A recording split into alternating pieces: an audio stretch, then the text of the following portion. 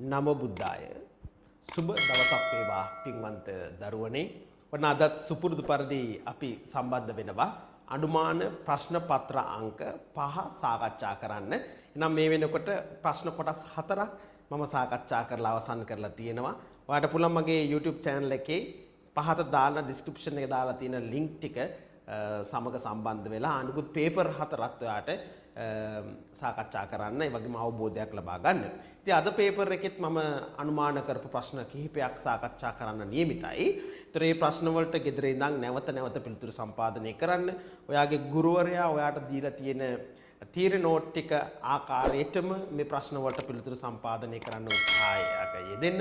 ඒ වගේම කාලය, සාත්තකුරු සහ උදාහරණ පිළිබඳව තවදුරටත් වැඩි අවධානයකින් කටයුතු කරන්න කියන කාරණාව වීඩියෝ එක පටන් ගන්න කලින් මම නැවතත් මතක් කරනවා.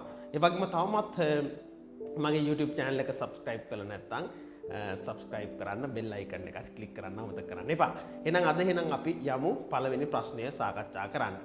පළවෙනි ප්‍රශ්නේ මම අද දාලා තියෙන්නේ කාස් භූ රූප වශයෙන් කුමක් අදහස් වෙනවාද කියන කාරණා පිළිබඳව සාකච්ඡා කරන්න. භූ රූප පාඩමෙන් ඔයාලට මතක ඇති මේ කාස් භූ රූප කියලා කියන්නේ හුණුගල් ආශ්‍රිතව නිර්මාණය වෙන අති ලස්සන භූ රූප සමුදායක්. ඒතර විශේෂයෙන්ම හුණුගල් ජලයත් සමග ප්‍රතික්‍රියා කිරීමේ ප්‍රතිඵලයක් විදියට කැල්සියම් බයිකාබනේට් නිර්මාණය කරනවා. ඒකේ ප්‍රතිඵලයක් විදිහට තමයි මේ භූ රූපයන් නිර්මාණය වීම සිද්ධ වෙන්නේ. ඉතින් මෙතනදී අපි කාස් කාදිත ක්‍රියාවලීන් පිළිබඳව සාකච්ඡා කිරීමකට ලක් කරන්නේ නැහැ. අනිකුත් භූ රූප වල වගේ අපි මෙතනදී සාකච්ඡා කරන කාදිත භූ ලක්ෂණ සහ නිදිසාදිත භූ ලක්ෂණ පිළිබඳව තමයි මෙතනදී සාකච්ඡා කරන්නේ. ඉතින් එතෙන්දී ඔයාලට අවබෝධයක් තියෙනවද කියලා මම බලලා තියෙනවා. කාස් භූ රූප පිළිබඳව සාමාන්‍ය දැනුමක් මෙතනද ඔයාලට මතක් වෙනවාද කියන කාරණාව උරගා බලන්නට. ඉතින් මෙතනදී ලැපියස් කුමුටුවල පෝල්ජේ වාලා නේද? ඔය වගේ විශාල භූ රූප සමුදායක් තියෙනවා. ඊට පස්සේ හිරිලාඹ, හිරිටැඹ, ස්තම්භ වගේ නිර්සාදිත භූ ලක්ෂණ කීපයක් තියෙනවා. ඉතින් මේ භූ ලක්ෂණ පිළිබඳ දැනුමක් ඔයාලට තියෙනවද කියලා බලන්නයි මගේ පළවෙනි ප්‍රශ්නය දාලා තියෙන්නේ. ඊළඟට ස්කන්ධ චලනයේ වශයෙන් කුමක්ද අදහස් වෙන්නේ කියලා මම අහලා තියෙනවා.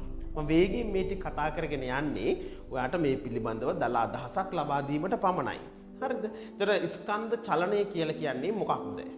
ස්කන්ධයක් කියන්නේ පුතේ බරකට, චලනය කියලා කියන්නේ එහා මෙහා ගමන් කරන එකට. එතකොට ඉහළ ඇති පාංශු ස්තරය ගුරුත්වාකර්ෂණ බලය උපයෝගී කරගෙන පහත් ප්‍රදේශ වලට ගමන් කරනවා නම් අන්න අපි ඒකට කියනවා ස්කන්ධ චලන ක්‍රියාවලිය කියලා.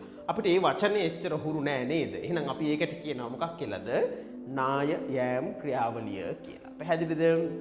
ඊට පස්සේ ඒට බලපාන සාධක විස්තර කරන්න. ඉතින් නාය යෑම් සඳහා පුතේ ස්වභාවික සාධක හේතු වෙන්නත් පුළුවන්. ඒ වගේම මානව සාධක හේතු වෙන්නත් පුළුවන්. විශේෂයෙන්ම ස්වභාවික සාධක යටතේ අපි ගත්තොත් අධික වර්ෂාපතන හේතු වෙන්න පුළුවන්.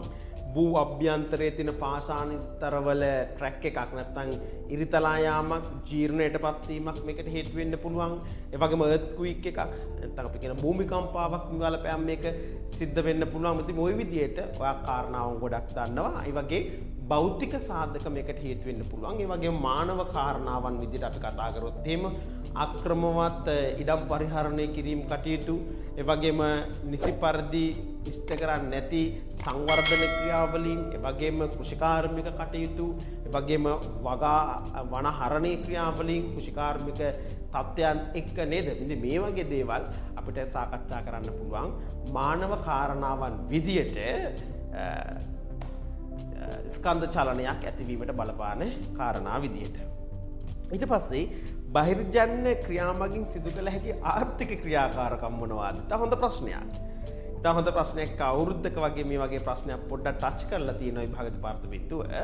කෙසේ වෙතත් බහිර්ජන්‍ය බලවේගයන් පිළිබඳව අවබෝධය තියාගන්න ඔයාට මගේ පුතේ මේකෙන් සිදු කළ හැකි ආර්ථික ක්‍රියාකාරකම් මොනවද කියන කාරණාව පිළිබඳව යම්කිසි වූ අවබෝධයක් ලබා ගැනීම ඉතා වැදගත්. විශේෂයෙන්ම බහිර්ජන්‍ය ක්‍රියාවන් මොනවද? ගංගා ආශ්‍රිත ක්‍රියාවලීන්, ග්ලැසියර් ක්‍රියාවලීන්, සුළං ආශ්‍රිත ක්‍රියාවලීන්, ඒ වගේම සාගර ජල තරංග ආශ්‍රිත ක්‍රියාවලීන් නේද? ස්කන්ධ හායන ක්‍රියාවලිය, ඒ වගේම කාස් කාදන ක්‍රියාවලිය. මෙන්න මේ ඔක්කොම අපි කියනවා බහිර්ජන්‍ය ක්‍රියාවලීන්. කෙත මේවයින් කරන්න පුළුවන් මුදල් උත්පාදනයට කරන්න පුළුවන් වැඩ මොනවාද? දැන් බහිර්ජන්‍ය ක්‍රියාවලින් අතර එකක් තමයි කාන්තාර ක්‍රියාකාරීත්වය. දැන් ඒකෙදී මොකද කරන්න පුළුවන්? සූර්ය බලශක්ති බලාගාර නිර්මාණය කිරීමේ හැකියාවක් අපිට තියෙනවා. සුළං බලශක්ති බලාගාර නිෂ්පාදනය කිරීමේ හැකියාවක් අපිට තියෙනවා. ඒ වගේම කෘෂිකාර්මික වශයෙන් රට ඉදි වගේ නේද? ඒ දේශගුණයට ගැළපෙන වගා කටයුතු කිරීමේ හැකියාවක් අපිට තියෙනවා. ඉතින් ওই විදිහට අපිට පුළුවන් ඒකේ ආර්ථික කටයුතු සාකච්ඡා කරන්න. ගංගාවල් නම් නේද? සංචාරක කර්මාන්ත ක්‍රියාත්මක කරන්න පුළුවන්, දීවර කර්මාන්ත ක්‍රියාත්මක කිරීමේ හැකියාවක් අපිට තියෙනවා. ඒ වගේම සාගර තරංගාශ්‍රිතවත් එහෙමයි උදම් බල ශක්ති බලාගාරය අපිට නිර්මාණය කරන්න පුළුවන්. ටූරිසම් එක ඩෙවලොප් කරන්න පුළුවන්. ග්ලැෂියර් වලට ගියත් අපිට එහෙමයි සංචාරක කර්මාන්ත ගැන කතා කරන්න පුළුවන්. හිම දිය වෙන කාල සීමාවදී ටර්බයින්ස් අපිට කරකවලා විදුලි බලය උත්පාදනය කර ගැනීමේ හැකියාවක් තියෙනවා නේද? ඒ වගේම ග්ලැෂියර් රාශි නිෂ්පාදනය කරන්න අපිට හැකියාවක් තියෙනවා. ඉතින් ওই විදිහට নানা ප්‍රකාර කටයුතු රැසක් ආර්ථිකමය වශයෙන් නගා සිටවීම සඳහා අපිට ක්‍රියාත්මක කරන්න හැකියාවක් තියෙනවා. ඉතින් ඊට හොඳ ප්‍රශ්නයක් මීටත් වඩා දැනුම ඔයාට තියෙනවා. ඔයාගේ තීරි නෝට් එකත් එක්ක ඉඳලා තවදුරටත් මේකට අවශ්‍ය කරන කාරණාවන් ටිකක් එකතු කරගන්න. ඊළඟට දෙවෙනි ප්‍රශ්නයට අපි ගියොත් එහෙම උපද්‍රවයක් සහ ආපදාවක් කියන්නේ මොකක්ද කියලා අහලා තියෙනවා.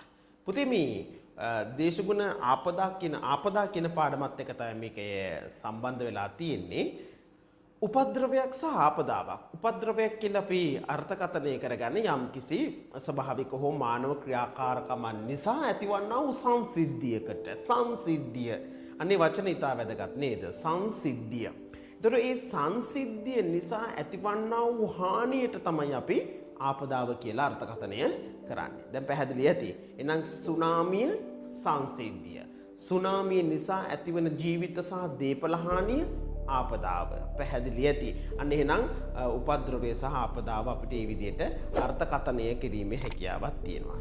නායම් සුනාමි වලට සිදුවිය හැකි බලපෑම් සාකච්ඡා. නායම් සහ සුනාමි වල සිදුවිය හැකි බලපෑම් සාකච්ඡා කරන්න. එතකොට නායම් වලින් සිදුවිය හැකි බලපෑම් මොනවාද? නායම් වලින් මොනවද පුතේ වෙන්න පුළුවන්? ජීවිත ටික නැති වෙන්න පුළුවන්. දේපල ටික කෘෂිකාර්මිකයට යටිතල පහසුකම් නේද? මේ ඔක්කොම අපිට විනාශ වෙන්න හැකියාවක් තියෙනවා. සුනාමිය ආවත් එමය මාර්ග පද්ධතීන්, ඒ කියන්නේ යටිතල පහසුකම්, නිවාස, වගේම ජීවිත. විශාල වශයෙන් වාට මතක 2004 දෙසැම්බර් මාසයේ සිදු වූ සුනාමි ව්‍යසනය.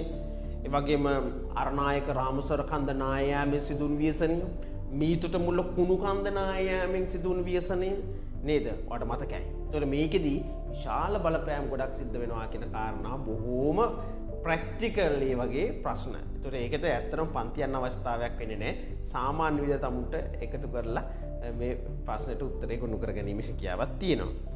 ආපදා කළපඩාකරණය පිළිබඳව සාකච්ඡා කරන්න කියලා කියනවා. දැන් ලංකාවේ යම්කිසි ආපදාවක් සිදු වුණාම පුතේ මේ ආපදාව මනා විදියට කළමනාකරණය සිද්ධ කරනවා. ඒක ඉතා වැදගත්. ඒ කළමනාකරණය කළ යුතු මනා දේ. ඒතර මේ විදියට කළමනාකරණය කිරීම කියලා දෙයක් සිදු වුණේ නැත්නම් පුතා මොකද වෙන්නේ? ආපදාව සිදු වුණු විට ඒ ආපදාව තුලින් තව විනාශකාරී තත්ත්වයන් ඇති වෙන්න පුළුවන් සොසයිටි එකේ, සමාජයේ. ඒකින්ද බලධාරීන් විසින් මේ සිදුවෙන ආපදාව මනා ලෙස කළමනාකරණය කිරීම ඉතා වැදගත්. ඒ සඳහා ලංකාවේ ආපදා කළමනාකරණ අමාත්‍යාංශයක් පිහිටවල තියෙනවා. ඒ වගේම මේකේ දුරාවලියක් තියෙනවා, මේකේ කටයුතු කරන ආකාරය තියෙනවා. ඒ වගේම මේක චක්‍රයකට අනුව තමයි ක්‍රියාත්මක වෙන්නේ. විශේෂයෙන්ම මේකේ ප්‍රධානම කාරණාව තමයි පෙර සූදානම. කියන ආපදාවක් සිදු වෙන්න කලින් නීතිමය මේ දැනුවත් වීම වගේ දේවල් සිද්ධ කරනවා. කොහොමද ක්‍රියාත්මක වෙන්නේ කියලා ප්ලෑන් කරනවා නේද? මේකට අපි කියනවා මොකක් කියලාද? පෙර සූදානම් කටයුත්ත කියලා. ඊට පස්සේ ආපදා තත්ත්වයට අපිට මුහුණ දෙන්න සිද්ධ වෙනවා. අපි ඒකට කියනවා ප්‍රතිචාර දක්වනවාය කියලා. මේ ප්‍රතිචාර දක්වනවා කියලා කියන්නේ පුතේ මේ අනතුරට ගොදුරු වෙනවා කියන කාරණාව නෙමෙයි. අනතුරට ගොදුරු වෙනවා කියන කාරණාව නෙමෙයි. මොකක්ද මේකට මුහුණ දෙන විට අපි ඉක්මනටම කරන්න ඕන දේ මොනවාද කියන දේ මොනවද එහෙනම් අර ආපදාවට ලක් වෙච්ච මිනිස්සු ටික ඉක්මනට අපි මුදවා ගන්න ඕනේ මේගොල්ලන් අපි කියන අනුතුරු වලට ලක් වෙලා නම් තියෙන රෝහල්ගත කිරීම සිද්ධ කරන්න ඕනේ නේද ඒ වගේම ආහාර අවශ්‍යතාවයන් ටික පිසු ආහාර නේද ඉක්මනට ලබා දීම සිද්ධ කරන්න ඕනේ අන්න ඒ වගේ ප්‍රතිචාර අපි ඉක්මනට දක්වන්න ඕනේ ඉන් පස්සේ තමයි මේක රිකවරි යථා තත්ත්වයට පත් කිරීමේ අවස්ථාවට අපි යන්නේ. ඒ අනුව දිගු කාලීන වශයෙන් සහ කෙටි කාලීන වශයෙන් යථා තත්ත්වයට පත් කිරීමට අපිට හැකියාවක් තියෙනවා මේ ආපදාවක් සිද්ධ වුණාම විශේෂයෙන්ම මාර්ග පද්ධතීන් කැඩලා තියෙන తాවකාලික වශයෙන් අපිට මේ ප්‍රවාහනය ආවත්කාලීන කර ගැනීම සඳහා తాවකාලික පාලම් වගේ දේවල් ඉදි කරන්න පුළුවන් ඊට පස්සේ ආ ස්ථිර පාලම් වගේ දේවල් හදනවා නම් නැවත ආපදාවක් ඇති නොවන විදිහට ඒ පාලම් දිගුකාලීන වශයෙන් ඉෂ්ට කරන්න ඉදි කිරීමේ හැකියාවක් තියෙනවා නේද? ඉතින් ඒ වගේ කරන්න පුළුවන්. ඊට පස්සේ තමයි මේක අවම කිරීමට අපි මොනවද කරන්න ඕනේ ක්‍රියාමාර්ග කියලා සාකච්ඡාට මේ අවම කිරීම පෙර සූදානමත් එක්ක ලින්ක් වෙලා තමයි තියෙන්නේ. ඉතින් අපිට මේ අවම කරන්න නැවත ජනතාව දැනුවත් කරන්න පුළුවන් නේද? කොහොමද රියසල් කරන්න පුළුවන් නේද? ඒ වගේම අනුතුරු සංවේදන සංඥා පද්ධතීන් හයි කරන්න පුළුවන් නේද? නිවාස නැවත නිර්මාණය කරද්දී වෙනම ස්ථානයක් එකට ලබා දෙන්න පුළුවන්. මෙන්න මේ වගේ දේවල් අපිට ලබා දීලා අපදා කළමනාකරණය නිවැරදි විදියට කිරීමේ හැකියාවක් තියෙනවා කියන දේ හොඳට මතක තියාගන්න වෙනවා. ඊට පස්සේ භූමිකම්පාවන් බහුල වශයෙන් සිදුවන ස්ථාන රූපසටහන ඇසුරින් පැහැදිලි කරන්න කියලා කියනවා. විශේෂයෙන්ම මේ ප්‍රශ්නේ ඉතා හොඳ ප්‍රශ්නයක්. මේ රූපසටහන් ඇසුරින් පැහැදිලි කරන්න කිව්වහම පුතේ මේ තැටි දුර්වල කලාපවල වැඩි වශයෙන්ම භූමිකම්පා සිද්ධ වෙන ස්ථාන ටික ලකුණු කිරීම අනිවාර්යයි. ඒ අතර පරිපැසිෆික් කලාපේ, මධ්‍ය හිමාලයානු කලාපේ, මධ්‍ය ඇට්ලාන්ටික් කලාපේ, අප්‍රිකානු සුයිබේද කලාප අනිවාර්යයෙන්ම ලකුණු කළ යුතුයි. ඒක අපේ දරුවෝ මේ වෙනකොටත් හොඳ ආකාරවම දන්න දෙයක්. ඉතින් මේ ප්‍රශ්නේ මේ විදිහට අපිට සාකච්ඡා කරලා අවසන් කරන්න පුළුවන්. හොඳයි. අපි එහෙනම් ඊළඟ ප්‍රශ්නය සාකච්ඡා කරමු. ඒ තමයි කර්මාන්ත පාඩමෙන් තමයි මම ඊළඟ ප්‍රශ්නය දාලා තියෙන්නේ. කර්මාන්තයක් ස්ථානගත වීමට බලපාන සාධක නම් කරන්න කියන කාරණාව තමයි පුතේ මම දාලා තියෙන්නේ. විශේෂයෙන්ම මම දන්නවා ලෝකෙ තියෙන කර්මාන්ත ප්‍රධාන කොටස් දෙකකට අපිට ප්‍රධානම වශයෙන් වෙන් කරන්න පුළුවන්. නිෂ්පාදන සහ නිෂ්කර්ෂක කර්මාන්ත කියලා. මොකද ඔයගොල්ලන්ගේ පරණ සිලබස් එකේ අපි කොටස් තුනකට නම් කරනවා නිෂ්පාදන, නිෂ්කර්ෂක සහ අධිතාක්ෂණික කියලා. පැහැදිලිද? දැන් මෙතනදී අපි නිෂ්පාදන සහ නිෂ්කර්ෂක කර්මාන්ත කියලා කොටස් දෙකකට වෙන් කරපුවා. මේ ඕනෑම කර්මාන්තයක් ලෝකී ස්ථානගත අතර ඕනෑම කර්මාන්තයක් ස්ථානගත වෙන්න බලපාන ප්‍රධානම සාධක කිහිපයක් තියෙනවා. ඉතින් ඒ අතර අමුද්‍රව්‍ය, බලශක්තිය, ප්‍රවාහනය, ඒ වගේම වෙළඳපොළ, රාජ්‍ය ප්‍රතිපත්ති, ව්‍යවසායකත්වය නේද? ශ්‍රමය, මේ වගේ රාජ්‍ය ප්‍රතිපත්ති නේද? මේ වගේ කාරණාවන් ගොඩක් අපිට ඔළුවට එනවා. මේ සාධක ටික ස්ථානගත වුණාම කර්මාන්තයක් ස්ථානගත වීමේ සම්භාවිතාවය තියෙනවා. ඊට පස්සේ කියනවා පෙට්‍රෝලියම් කර්මාන්ත ව්‍යාප්තිය පිළිබඳව සාකච්ඡා කරන්න. වදන්නවා ලෝකයේ ඉතා වැදගත් කර්මාන්තයක් තමයි මේ වෙන පෙට්‍රෝලියම් කර්මාන්තය කියලා කියන්නේ. දැන් ලංකාවත් මේ කාල සීමාවේදී පෙට්‍රෝලියම් නිදි ගැන සාකච්ඡා වෙනවා. ලංකාවේ මන්නාරම්බෝක්කේ කිලෝමීටර් 3ක් යටින් පෙට්‍රෝලියම් නිදි මේ වෙනකොට සොයාගෙන තියෙනවා. ඉතින් මේ වෙනුවෙන් ඉන්වෙස්ට්මන්ට්ලා මේ දවස්වල ආයෝජනය කර ගැනීමේ මූලික අධීරේ පවතිනවා කියලා මාධ්‍යයන් මගින් අපිට දැන ගැනීමට හැකියාවක් තියෙනවා. ඉතින් ඒකින්ද ලෝකේ ගත්තාම වැඩිපුරම පෙට්‍රෝලියම් ප්‍රමාණයක් තියෙන පුතේ උත්තරාර්ධ ගෝලයට බරව. උත්තරාර්ධ ගෝලයට ඒකෙත් වැඩිපුරම නිෂ්පාදනය කරනවා සෞදි අරාබිය කියන රට. ඒ කියන්නේ මැද පෙරදිග රටවල් කාණ්ඩේ වැඩි වශයෙන්ම ඊට අමතරව වෙනිසුලාව, ඇමරිකා එක්සත් ජනපදය නේද? රුසියාව, ලිබියාව වගේ රටවල් වල වැඩි වශයෙන්ම මේ කියන පෙට්‍රෝලියම් නිදි මේ වෙනකොට සොයාගෙන තියෙනවා.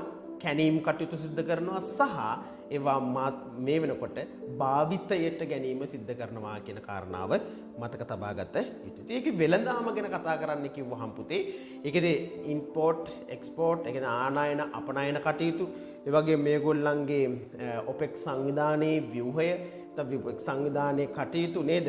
එතෙ මේ වගේ දේවල් ගැන අවබෝධය වාගාව තිබිය යුතුයි.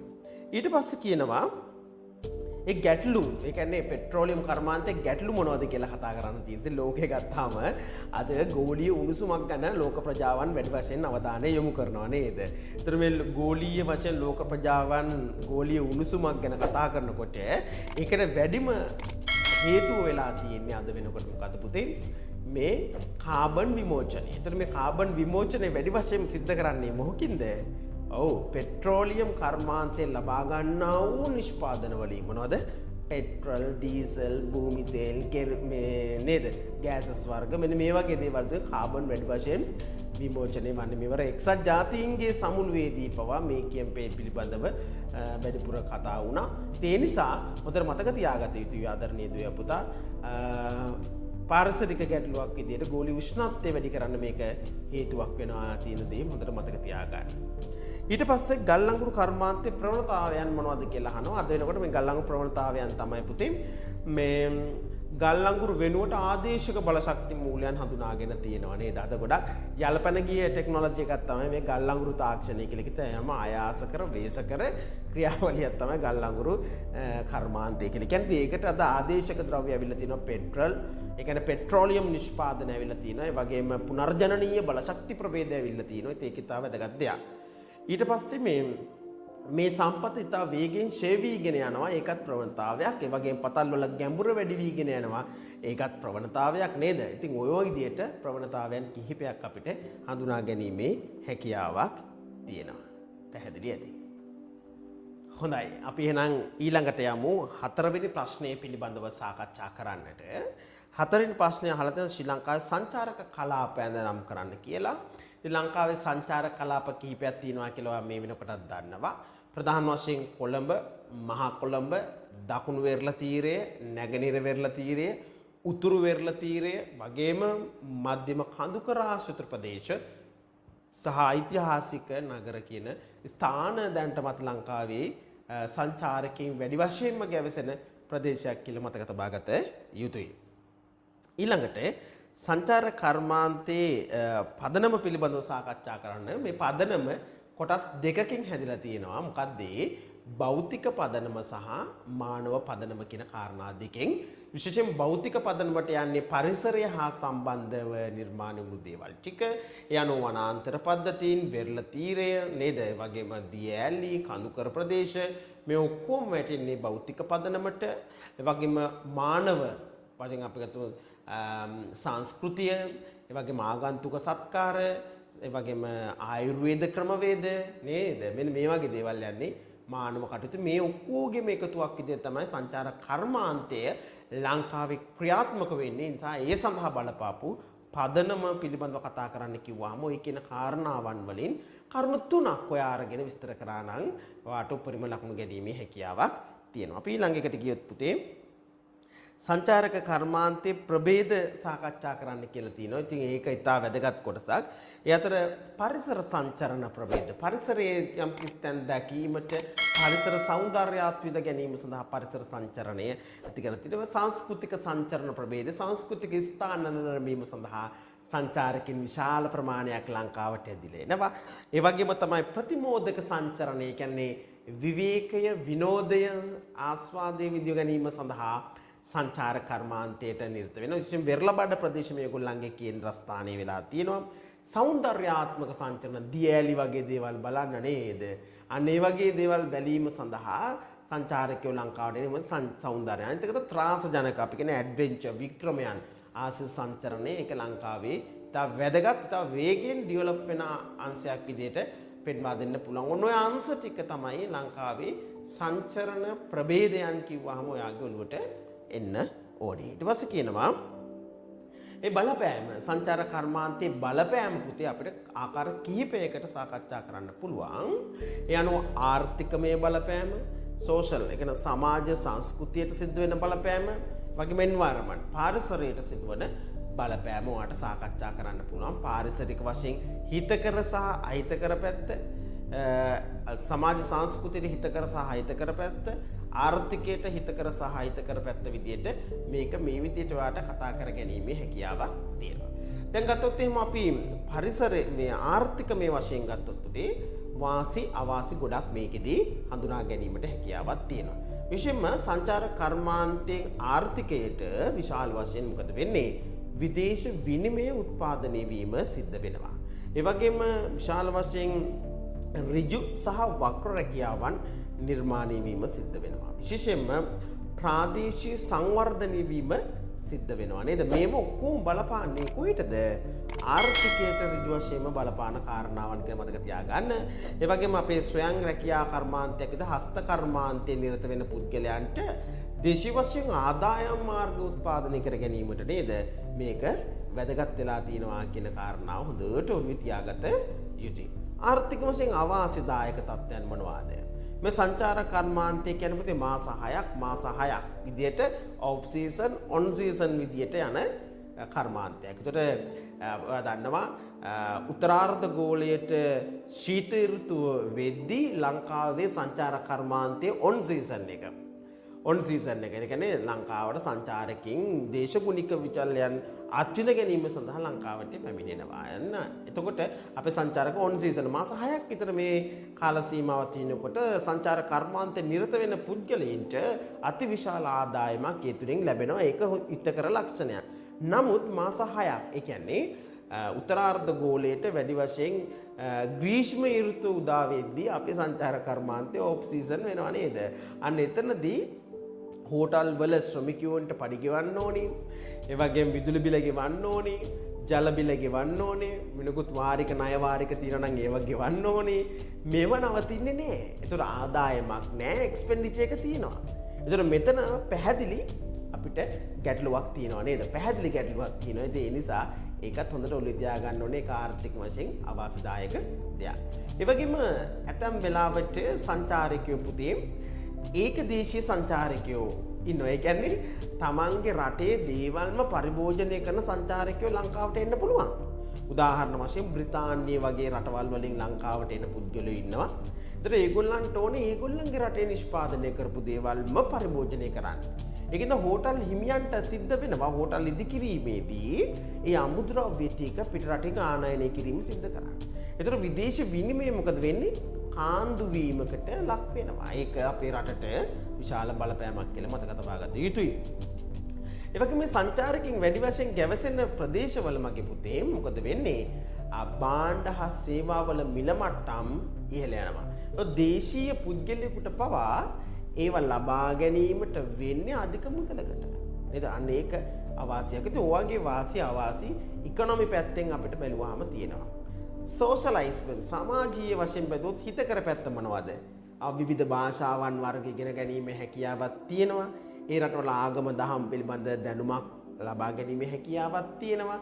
ඒ වගේ හොඳ සිරිත් පිරිත් පිළිබඳ අපි දන්නවා ඔය ටේබල් මැනර්ස් වගේ දේවල් නේද? ඒකට අර හොඳ ආචාර විදි ආචාර කරන විදිය ඇඳුම පැළඳුම හොඳ දේවල් අපිට ඉගෙන ගැනීමේ හැකියාවක් නැතුවම නොවේ. නමුත් මොනවද මේකේ අහිතකර පැත්ත? අනවශ්‍ය විලාසිතා ආදිය ලංකාවේ තරුණ සමාජගත වෙන්න පුළුවන්. කොණ්ඩ විලාසිතා, ටැටූ විලාසිතා, ඒ වගේම අඳින ඇඳුම වගේ දේවල්. ඒ වගේම මේ ළමා අපචාරය වැඩි වශයෙන්ම මේක සිද්ධ වෙනවා නේද? ලෝක මට්ටමින් අපේ ලංකාව දිහා වැරදි කෝණින් බලන්න පුළුවන් ළමා අපචාරය වැඩි වශයෙන් සිද්ධ වීම තුලින්. පැහැදිලිද? ඊට පස්සේ තව මොනවද? මත්ද්‍රව්‍ය, මත්පැන් වගේ දේවල් තරුණ කණ්ඩායම් අතර සමාජගත වෙන්න පුළුවන්. ඒ වගේම අපේ ආගමික මධ්‍යස්ථාන වලට ප්‍රවේශ වීමේදී අපි හැමදාම පිළිපදින සිරිත් පිරිත් ආදිය ඒගොල්ලා අමුවේ අපේ ඉස්සරහා උල්ලංඝනය කරන්න පුළුවන්. ඉතින් ඒක සමාජයට සිදුවන දැඩි බලපෑමක් කියලා මතක තබා ගත යුතුයි. පරිසරයට කොහොමද අපි හිතකර වශයෙන් බලපාන්නේ? ඒගොල්ලන්ගේ NGO සංවිධාන තියෙනවා. ඒ සංවිධාන හරහා අපිට ආධාර උපකාර ලැබෙනවා. ඒ වගේම අපේ යන මුදලට නෙමෙයි ඒගොල්ලන්ට ඒ වනාන්තර ආදිය සහ බලන්න දෙන්නේ. ඒතර මේ වැඩිපුර ගන්න මුදල ඒ වනාන්තර නඩත්තු කිරීම සඳහා යොදවනවා නේද? අන්න ඒ වගේ වාස්දායක තත්ත්වයන් රසක් පාරිසරික වශයෙන් තියෙනවා. ඒ වගේම අහිතකර පැත්තකුත් මේක නැතුවම නොවේ. මේ ටූරිස්ට්ලට වනාන්තර පෙන්වන්න යද්දී ශබ්ද දූෂණය, ඒ වගේම වායු දූෂණය ආදී කාරණාවන් ගොඩක් සිද්ධ වෙන්න තියෙන සම්භාවිතාවය වැඩි. ඒ වගේම ගත්තොත් පුතේ ජාන මංකොල්ලේ වගේ දේවල් සිද්ධ වෙන්න හැකියාව තියෙනවා. ඉතින් ඔය වගේ පාරිසරික වශයෙන් සිදුවන බලපෑම් අතිවිශාලයි කියලා මතක තබා ගත යුතුයි. තුරෝව කියන කාරණාවන් පිළිබඳව තමයි මේකෙදී හොඳට ඔළුවට තියාගන්න ඕනේ වෙන්නේ. ඊළඟ ප්‍රශ්නේ මම අහලා තියෙන පොතේ දාලා තියෙන සංඛ්‍යාණය කියන කොටසින් ඔයාට පුළුවන් ඒ ගාන බලලා හදාගන්න. ඒකෙදි පන්ති ප්‍රාන්තර 5කට වෙන් කරන්න කියලා මම දීලා තියෙනවා. ඒතර පන්ති ප්‍රාන්තර වලට වෙන් කිරීමේ ක්‍රම දෙකක් තියෙනවා පුතේ. එකක් තමයි සමත ක්‍රමවේදයට අපිට පුළුවන් පන්ති ප්‍රාන්තර වලට මේක වෙන් කරන්න. කොහොමද? වැඩි මගෙන් කුඩා මගේ අඩු කරලා එන වෙනසට එකක් එකතු කරලා පන්ති ප්‍රාන්තර කීයද තියෙන්නේ? 5යි. 5න් බෙදලා අපිට අවශ්‍ය කරන පන්ති ગેප් එක අරගෙන ඒ අනුව පන්ති ප්‍රාන්තර ටික වෙන් කිරීමේ හැකියාවක් අපිට තියෙනවා. ඉතින් නිරන්තරයෙන් අභ්‍යාස කරන අපේ දරුවන්ට ඒ ක්‍රමවේදය ඉතා ඉක්මනින් පන්ති ප්‍රාන්තර ටිකට වෙන් කර ගැනීමේ හැකියාවක් තියෙනවා. ඉතින් අනෙත් එක තමයි තමුන් අර ගන්න පන්නරෙන් අත්දැකීම් තුලින් සංඛ්‍යා වැල දැක්ක ගමන්ම පන්ති ප්‍රාන්තර 5කට තමුන්ට බෙදා ගැනීමේ හැකියාවක් තියෙනවා. ඒතකොට අර සම්මත ක්‍රමවේදයෙන් ඔබට ගිහිල්ලා තමුන්ට කරන්න පුළුවන්. නමුත් ඒක වැරදි නැහැ. හේතුව පන්ති ප්‍රාන්තර 5යි මේ විභාගයට අහලා තියෙන්නේ. ඒ නිසා ඒ 5 හරියට වෙන් කර ගැනීමේ හැකියාවක් තියෙනවා. ඊට පස්සේ ඒක වෙන් කරාම මධ්‍යස්ථය ඒ වගේ මධ්‍යන්නේ ගණනය කරන්න කියලා තමයි කියන්නේ. ඒ සඳහා අවශ්‍ය කරන සමීකරණ මගේ මම වෙනම මධ්‍යස්ථය සහ මධ්‍යන්නේ ගණනය කරන විදිය ගැන වෙනම YouTube channel එකේ ඔයාව දැනුවත් කරලා තියෙනවා. ඉතින් ඔයාලට පුළුවන් ඒ වීඩියෝස් ටිකත් ඕනනම් අරගෙන බලන්න. ඉතින් ඒකේ පැහැදිලිව මාතේ මධ්‍යස්ථය මධ්‍යන්නේ අපකිරණ මිනුම් සම්බන්ධව ගණනය කිරීම ආකාර පිළිබඳව පැහැදිලිව දැනුවත් කිරීම කරනවා. ඒ වීඩියෝස් ටිකත් බලන්න. ඒ වගේම චතුර්ථක පරාස පිළිබඳව අහලා තියෙනවා. ඉතින් ඒකෙදි කොහොමද ගණනය කරන්නේ? Q3 වලින් Q1 අඩු කිරීම තුලින් චතුර්ථකය ගණනය කිරීමේ හැකියාව පරාසයන් ගණනය කරන්න පුළුවන්. ඒ සම්බන්ධවත් මම වීඩියෝ දාලා තියෙනවා. ඉතින් ඔයාලට ලින්ක් එකක් මම ඕනනම් පල්ලෙහෙන් දාන්නම්. ඒවත් වැඩිදුර ෆලෝ කරන්න. ඉතින් පුතේ ඔන්න ඔය විදියට අද දවසේදී අපි සාකච්ඡා කරපු අනුමාන ප්‍රශ්න පත්‍රය මේ විදියට අවසන් වෙන්නේ. ඉතින් ඔයා තවමත් මගේ YouTube channel එක subscribe කරලා නැත්නම් subscribe කරන්න. ඒ වගේම 2023 පන්තියේ මුළු ලංකාවෙටම අපි ලබන ඔක්තෝබර් මාසේ 1 වෙනිදා පටන් ගන්නවා. ඉතින් WhatsApp පණිවිඩයක් යොමු කරලා ඔයා දන්න යාළුවෙක් ඉන්නවා නම් මගේ පන්තියට සම්බන්ධ කර ගැනීමේ හැකියාවක් තියෙනවා. ඉතින් ආදරණීය දුවේ පුතේ අපි ආයි අලුතින් තවත් අලුත් වීඩියෝ එකක් සමගින් සම්බන්ධ වෙමු. ඉතින් මගේ channel එක තවමත් subscribe කරලා නැත්නම් subscribe කරන්න, bell icon එකත් click කරන්න. අපි ඉක්මනට වීඩියෝ එකකින් නැවත වතාවක් තා ඉක්මනට හමු වෙනවා. එතකන් සියලු දෙනා පරිස්සමෙන් ඉන්න. එන සියලු දෙනාට නමෝ බුද්ධාය.